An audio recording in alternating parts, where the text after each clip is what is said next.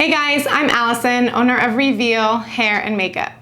This is episode 3 of our wedding planner series.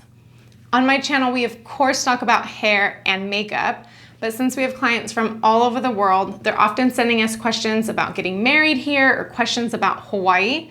So as much as I can, I'll be sharing with you about weddings and about Hawaii too. So this episode is part of a series we're doing where I speak directly with some of Hawaii's best wedding planners here on Oahu. There are so many amazing planners to choose from, but getting some information and tips directly from them I think is best if you're in the middle of planning or thinking about having a wedding here in Hawaii. We just do hair and makeup, but we often get questions about the wedding planning process or random details about the wedding day and timeline. So I highly suggest you look into having a planner, but this series will give you some information and tips to begin with. So there are links to all of the episodes in this series in the description below. And don't forget to subscribe to our channel. That way you can be notified when more videos just like this come out. So this episode, we're interviewing Nicole from Modern Elopement. She does amazing, classy elopements here on Oahu and the other islands.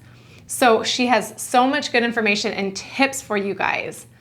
Since we are still in the middle of the coronavirus pandemic, I figured it would be best, like the other videos in the series, to have her join us through a little Zoom call.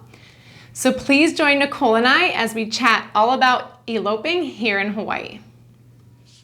Hey guys, so we are here with Nicole from Modern Elopement. She has been planning beautiful elopements over here on Oahu for quite some time. So we're gonna get some questions directly from her. So how are you, Nicole? I'm good. I'm so excited to be here with you, Allison. I know it's a little bit of a weird time to be planning a wedding, so I'm so glad that you've put this together for people that are planning at home or looking to plan here and just don't know where to start. Yeah, I know it's definitely a good time to get questions answered, especially I feel like, you know, it's just an interesting time to commit, but there's so much information we all have from being in the business for so long. So it's good to get that information out so people have somewhere to start, you know? Yeah, totally. I completely agree. And this is a really unique and fun option for them. Instead of having to, take courses or hire wedding planners or whatever, they can learn little information here. Yeah, it'll be a great start. So first of all, Nicole, you work with Modern Elopement. What type of wedding do you guys specialize in? So it's in the title. We specialize in elopements, which is something that is totally different than what maybe your parents think an elopement is. They kind of consider elopements like you went to Vegas or you went to the city hall or whatever and you just ran away and got married, which that is a part of it. But an elopement now is just a smaller wedding for people with smaller guest counts of under 35 people. It can be just the two of you, or you can invite 10 of your closest family and friends. But elopements essentially are just a smaller version of that large production. You still get the beauty, you still get the experience that you're wanting, but it's going to have a smaller price tag and less stress on you because there's less guests. So it's a really good option, especially right now when people aren't able to travel or we're worried about groups of bigger numbers. That is perfect. Yeah, and I think Hawaii has been doing these elopements or mini ceremonies for so long. And I think, it's kind of a forced trend right now. So to have somebody who's like you guys specialize in this, it's not something new you're coming up with on a whim. I think it is it's so great for our clients to hear from you because definitely more background. And there are so many different ways to go about having an elopement. So that brings me into my next question is, because there's, obviously you can have it outside, you can have it indoors. There's just so many, ideas on how to actually elope. Do you have any tips for if you're actually like a local bride here in Hawaii, or say you're a local bride in your hometown trying to elope? What are your tips for them? Yeah, great question. So there's kind of two questions in there. The first one is just for anyone trying to elope locally where they're at. And the second one is a little bit more like Hawaii specific, which actually will vary a little bit just because we have a different culture here. So with people looking to elope in their hometown, I feel like a major question or concern they get is, how do I do this without offending anyone? Like I'm here, I'm close to home, I have all these family and friends here, and they're gonna wanna come. So we recommend early on you tell them, send them a little card like, hey, we are going to elope, but at this time you can blame it on coronavirus. Like at this time we're not comfortable having a large group, or make it about you. Like we really want to focus on just the two of us and what we've got going in our relationship. But we're going to have this big thing later and we're going to invite you. So that's something we always recommend to people, is kind of this sequel wedding that's trending right now, is you have the elopement with just the two of you so you can get married and you can go ahead. And then when things open back up again and you're able to get out there and you're able to gather people together, have your sequel wedding where you invite them and you have the big party, and then there's no stress because you're already married and you've already had your dream day. So that's kind of some advice that I would give to people looking to elope in their hometown, is just don't be afraid that you're going to offend people. Have no guilt when you're making that guest list. Keep it short and sweet. And if you decide it's just the two of you, even better, because then you don't have to be like, well, I invited this person, so should I have to invite that person? So keep your guest list short. Let them know early on what your plans are and where they're involved and how, you know, they can be really important to you so they're not finding out on social media. And then third, do your sequel wedding so that they're involved and they feel like they're a part of your day. And then so for a little bit more specifically for Hawaii and cultures where family is a little bit bigger, here in Hawaii, people get together, they have these parties, and it's like 400 people. It's everyone they've ever met, all the aunties, all the uncles, everything. And that's just our culture, which is beautiful and great. It's a little bit hard right now during the pandemic, as well as if you're trying to save costs and elope. So with that, what we recommend is, like I was saying, again, plan a way for them to be involved. So if that's, you know, you go out to dinner with them beforehand, or, you know, you have that bash beforehand or after to celebrate, either one, just to make sure that they feel like they're not forgotten. They just want to know that they're special to you. So reach out to them personally. Don't just put a blast on social media. Make sure that they feel included. Yep, I know. That's definitely a good tip. I think our clients are really torn right now between how to include their family. But we've seen some really cute stories during this time. And I think, especially when you were already maybe thinking about eloping and now you have the coronavirus excuse, you're able to do it. I do Yes. best, as soon as you're able to do it, and then you'll feel that that's, you're actually married. Like that's the whole point of eloping, Yeah, we've had so many couples reach out to us that were planning a wedding for this year, and they're like, you know what, we just want to be married for whatever reason. If that's tax purposes, if that's benefits, if that's they want to start a family, they just want to be married. So we're totally huge on this. Get married now, whether that's your elopement or you have a couple people, and then do your sequel dream wedding afterwards. Right. So, and that will involve everybody. Right. I totally agree. And then, do you have any tips for destination brides? Yes. So if you're a destination bride, it's a little bit harder, especially if you've never been there or you've never planned a wedding there before. So that's something that's totally new and foreign to you. So it's really helpful to get kind of the eyes and ears on the ground level, which is where a planner would come in. There are several different types of planners. You can get the full scale custom, like head to toe, do everything. Then you can get like partial planning, and you can get day of. But we recommend that you get that planner so that they can help you really understand who the best vendors are, where to stay. They'll have better recommendations than just looking online. If you've been there before, the opportunity to go there before your wedding, definitely do your research. Go tour places, go see if you can sample, do trials and things like that, because you're going to want to be able to really connect with these people instead of just showing up on your day of and having someone that absolutely is wrong for you. So first point would be have some eyes and ears on the ground level. Get in with somebody that you can ask questions to, whether that's a planner or the vendors themselves. Then yeah, do your research, read reviews, learn about these people and see what you can find out about them. And if you can travel there beforehand, definitely try people and see what you can gather on your own. Yep, no, that is definitely a good tip, especially I think now, it's we're beginning to start traveling more, so it's a good idea if you can hold off on the actual elopement for a little bit, but you can actually take a vacation yourself and kind of, get to know your wedding friends. Yes, and we love destination elopements because you can kind of have the honeymoon and the wedding all together. One moment, I'm going to grab Dewey. This is Dewey, the very energetic dog. He just wanted to say hi, but he's going to sit on my lap now.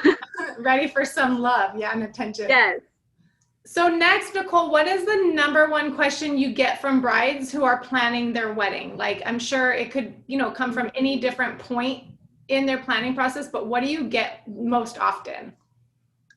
Good question. There is quite a bit of information that they want to know. If they're closer to their wedding date, they're usually more concerned about like, what do I do if it rains, or how do I keep my timeline on schedule? So that's where it's good to, talk to your planner if you have one about what the backup plan is. Do they have umbrellas? Do they have a second location for you? All of that. If you don't have a planner, maybe work with your venue. Like, hey, is there a backup location if it's going to rain or whatever? If you're worried about timing, brides and grooms are usually not the ones that put you off track. It's usually guests. So make sure you let your guests know if you're not there on time, we're starting without you.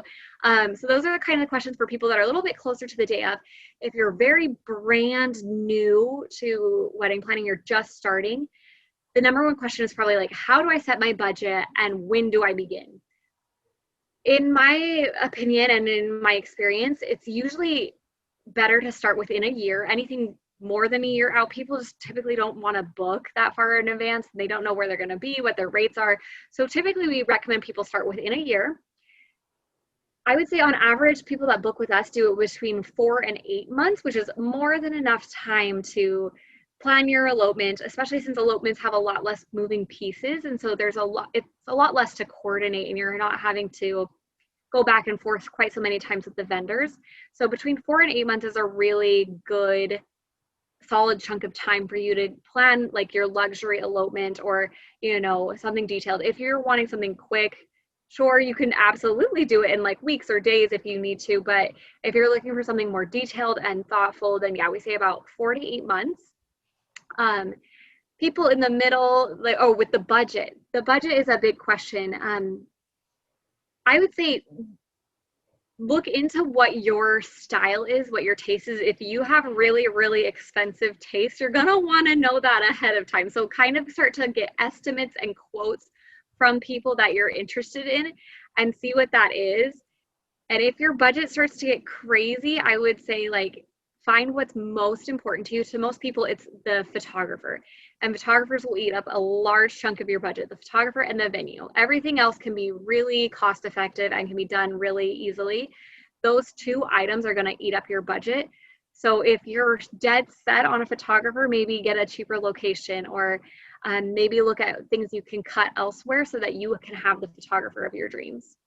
That's really great tip. I think for us, obviously, we've been doing this for so long. Like with you too, you kind of know already what the prices of certain things are going to be. Absolutely. And so the wedding planner, you should know entirely your budget and kind of your goals for certain aspects of the wedding. So that's where a planner would really come in handy, because they can help you to know where you can save money on things like stationery and things like that. But you're going to want really quality hair and makeup. You're going to want quality photos, and you're going to want, someone on your team. So those are kind of the areas where I would really look into allocating the most of your budget. That is really good information. And then this is really we get this a lot too, is like, what time should a bride have their ceremony? I know it probably is different between seasons, so maybe you can just answer what the average is, or just what is the best time to get married in Hawaii? So for us, what we do is we typically plan late afternoon ceremonies. So what we do is we look up the ceremony days sunset time. So if you're looking to get married in winter, your sunset's going to be a little bit earlier, summer a little bit later. So we back it up 2 hours before sunset time, and that's when we start ceremony. The reason we do that is because you're going to get the best lighting. People in the film industry really know about this secret called golden hour, and it's where the lighting is just incredible, and it makes everybody's skin glow, and it makes you look so much better. They wait to film until those 2 hours. So for your photos, we recommend that your ceremony start about 2 hours beforehand, so you can get better lighting, no like harsh shadows, and it'll be cooler for you and your guests, so that you're not like burning up and sweating like crazy. And you get those epic photos. If you want to do sunrise, that's totally up to you. And that's another really awesome situation. We don't recommend doing like the middle of the day just because it'll be the harshest lighting and the hottest heat. And your hair and makeup artist can only do so much to combat the, middle of the day heat. If you're doing a sunset wedding or like the early evening that we were just talking about, you're going to want to make sure you have enough time for travel before that and then for your hair and makeup. So we kind of work backwards to set up that schedule. So if your ceremony, say, is at 5 o'clock and your venue is like 30 minutes away, make sure you back up your travel time, back up your getting ready time, which we usually say about an hour, and then your hair and makeup appointment. So if you need 90 minutes to 2 hours, make sure that you start that way. So you can kind of work backwards that way. If you're doing sunrise, it's a little bit different because you're going to kind of need to compress all of that as much as you can because hair and makeup artists will only get up so early and they might have extra fees for early morning. So you're going to really want to take both of those into play when you're deciding which ceremony time is right for you. That is good. I know we have clients who want to, seize the day. So they're looking to, every bride does, right? You're like, okay, well, I'd have more time in the evening, and so I do suggest, just like you said, I think that is such a good tip. Just knowing that it is one day, so the day's eventually going to get dark, and you want those pictures, especially with how much you invest in your photography, you just want to make sure those pictures are the best. Yes, absolutely. Yeah, that's good. I think we get that all the time. Like, when should I have my ceremony? 3, 4, 5. And for them, it might not seem as big of a deal, but for us who live here, we know how much 30 minutes makes a difference. Oh, totally. It could be the 30 minutes that the sun sets behind the mountain, so you're not getting like a half shadow across your face. You're definitely not going to want those in your photos. Right. And your planner cares about that. And that's why we, wanted to chat with you as in our series, just because those are details that we see and we take into, we care about. I'm not a planner, but I care about it, and we're just doing the hair and makeup. So it is good to have a planner or meter because they know that like the back of their hand. And they're really in your corner and they're thinking about all of these things that you may not have even thought about. Yeah, perfect. And then, I just have one last question for you. I'm sure, brides get to know their planners, like more like friends. What do you think, just with family dynamics or even just, cultures, what do you think is the one thing the bride and groom shouldn't hold back from telling you?